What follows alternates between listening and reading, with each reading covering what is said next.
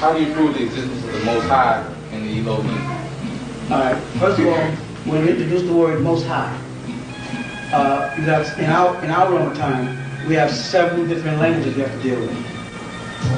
For instance, in the ancient Nawapi, which is called cuneiform today, they use the word Anu, when on high. By the time the Hebrews got it, it became Elion. By the time the Syriac or Muslims got it, it became Al-Aliyu. Right? It changes accordingly. And what it implies is that the L, and you can do that in, let's say, if you looked at it in levels of height, then you say the Most High is that being that is what? The highest, which puts him in levels with other beings. So in order for Allah subhanahu wa ta'ala, the Muslims say, to be the Most High and Aliyu, then there must be other beings that he was weighed against to attain that position. You follow that? That's what I try to explain to the Muslim world. When they say Allah al-Aliyu, one of his attributes, Allah is the Most High, Allah is the highest. You have to say highest of who or what. How you become the highest of something unless there's something compatible to you or something that was a challenge to you and you have what? Overcome it. You understand what I'm saying? So when Melchizedek, the way the Bible translates the name, met Abraham, right? He taught Abraham about Elion, Elion, El in the Torah. Right? The Most High, the highest. Because Ibrahim or Abraham or Abraham, see the language game again, was already worshiping as a Chaldean. He already had a religion. He already prostrated, because in the Torah or Tanakh, they tell you that he fell on his face and he prayed before those Hittites when he was buying a tomb for his wife. Right? You follow that? So he understood prostration already. So he understood prayer already. But Melchizedek had to come and tell him, get back to the worship of Anu. Now why would I say Anu when they use Elion, Elion, El in the Tanakh or the Torah? Because Melchizedek was not a Hebrew. When Melchizedek was speaking, he was speaking as Melech Zodak. He was speaking as in Hebrew, we say Malach, an angel who is Sidar, who is righteous or justified, who deals just. So he wasn't speaking as a Hebrew or an Israelite or a Muslim. He was speaking as a Chaldean. You follow that? Meaning he was speaking to Abraham, who your Bible says was a Chaldean or of Chaldea. They also say he was an Aramean. What they use in the Tanakh is the word Syrian. But if you look into the Hebrew of it, you'll find the word Aramean, of Aram from Genesis 10. So all these people were speaking one of the dialects that was given to man. You with me? And so he would have been speaking to Abraham before Abraham became a Hebrew.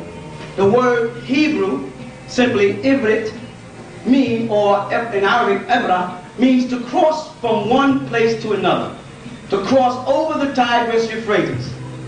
He was going to the furthest point of our land. When I say our land, let me make myself clear. Because that's a long story from Most High to bring it down to mortals. Our land extended from the other side of the Persian Gulf, coming westward all the way to California. You follow? There was no Red Sea or Reed Sea. Right? Bahra, we call it Bahra Ahmad. There was none there. There was no Atlantic Ocean. Continental drift and continent drift resulted in land masses moving. Thus, there was no Africa. There was no separation called South America. All those pieces of land, when pushed back together, will give you one bland spot of water in the center. And that bland spot today is off the coast of what they call Bermuda. You with me? Which was all part of what the ancients called the Yucatan. Beneath the Bermuda is now what they refer to as the Bermuda Triangle. A magnetic field. that was the capital of our kingdom. That which took place in Sumer and Egypt, and this land, the land of the frogs, some call it a Maxim, from the word Mexico. That's just one of the names. All that was called Genewa. Genewa is what we call it. And we sectioned it off into parts based on the people that were there. I don't want to go too far from Most High, so I'll come back around to that part later. So when Abraham started his journey, he encountered a man who the Bible cannot account for genealogy speaking. A man called Melchizedek.